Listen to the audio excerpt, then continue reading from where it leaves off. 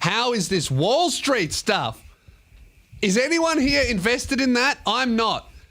But I have been talking to a few people. Something that you guys probably may not realize is that YouTubers don't make money out of YouTube. Even the ones that make money out of YouTube. YouTubers are like, fuck, anyone with internet money is often fucking raking it in on Bitcoin, on shares. I'm not one of these people. But I've seen from this GameStop shit, I have seen some insane fucking numbers in group chats. It's wild. So I'd be interested to know if any of you guys are into this stuff. I think it's amazing. I really want to be involved. I just think I'm worried about it being too late. You know what? I think I would like to buy one GameStop share, but that's like $500 Australian at the moment. And that's as of recording fucking Sunday. It could be, literally could be $700 to $1,000 by the end of the week. I want to buy one just to be involved. Even if I lose the money on it, I just want to be a part of it. It's just something special of, like, there's such a special air of, yeah, fuck these Wall Street cunts. I want to be involved. Now, I realize that I am about to go on a massive rant of me trashing the 1% and trashing the rich for being cunts while I'm wearing a Gucci sweater, but I think that that's kind of funny, so that's where we are, you know? I bought it years ago, all right? Every time I wear this shit, people go, oh, Lewis always talks about this, but he has a Gucci. Cunt, if you broke down this sweater for the amount of years I've had it, it costs about fucking $2 a week. I'm a firm believer in buying yourself something nice after an achievement if you can afford it. And that's why I have a bunch of fucking stupid clothes, but no car.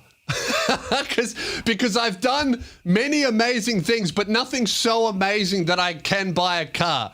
You know what I mean? Like, I'm like, oh, fuck, I've done something crazy. I could spend $400 on shoes. Yes. And then I'll always remember that's the pair of shoes that I got when I sold this many t-shirts. That's a little prize for me. A little bit of motivation to keep me going. Right? Imagine, though, if I fucking just, all right, I did a good tour, time to buy a Tesla. That's goals. That's fucking goals. Maybe I should have bought GameStop instead of food this week. It seems like a lot of people are doing that. It's like, I'm going to buy GameStop shares instead of food. And you know what? That on paper is absolutely fucking backwards and retarded. But those cunts might be millionaires in 2 weeks. The research that I'm doing on this stuff, I hope you guys enjoyed the big breakdown video that I did. Shout out to Keelan and New Edition Jackson for getting that done. That was a really, really intensive writing, researching, and editing monster. That took us 2 full days to get out, but we did it. And that was all supported by you guys on Patreon and the people picking up the ticket. So thank you very much. Little clarification with my video. I did get one thing very wrong. And I didn't think this at the time, but I definitely said it. So I think I was on a roll in a really good take, and I just kind of fucked up how I said it. I said in the video that short sellers, people shorting the market, as in predicting if something's going to go down, caused the GFC. That's not true. The GFC was caused by banks giving out irresponsible loans, like loans that they knew people couldn't pay back. And then other people noticed that and were like, oh shit, they've been doing this for years. The housing market's going to crash. And then they shorted it, and then it did crash. So they didn't cause it, but they did profit off it. So that's kind of what I was getting at, was like these people, the big bankers fucked over ordinary people by handing out loans that they couldn't pay back. And then other people saw it and capitalized on it, which didn't cause it, but is also making money out of the misfortune of others, but also isn't necessarily a bad thing. But I don't know, it's a very muddy point that I kind of fucked up the details of. But yeah, that was kind of the only thing that I think I got wrong. That was like a factual thing. Now, my prediction at the end of the video is, I think, looks at the moment at least to be completely wrong. I said at the end of the video that the way this shit was going, I was like, I think this is going to end very unfairly. And I I didn't say it in the video, but I was leaning towards thinking that regulation would come in that would fuck the little guy. That would, something like, you can't congregate on a big forum and organize to buy something. Something arbitrary like that would be able to be applied. Because Wall Street Bets, it's not like they're not there to pump one thing and then dump it. They're all just exchanging knowledge, basically. I thought that the SEC would come in and be like, make that shit fucking illegal. But they didn't. They came out and they said, they gave a warning to Robinhood and all these other trading platforms that have restricted the trading of shares. So it looks like, at least from that statement, that the SEC is going to bring in regulation to stop all of these trading platforms from being able to limit the average person's trades, which cost them money. Because it's fucking crazy. If you stop someone's ability to buy and only let them sell, obviously the price goes down. And if I bought just before that happened, that could have been thousands, hundreds, tens of thousands of dollars just down the fucking drain through no fault of my own and not because I made a bad decision and not because the business fucked up. It's literally just because you limited 50% of the definition of supply and demand. You stopped demand, which meant supply went up, which meant price went down. Crazy shit. And the SEC came out and fucking warned Robinhood.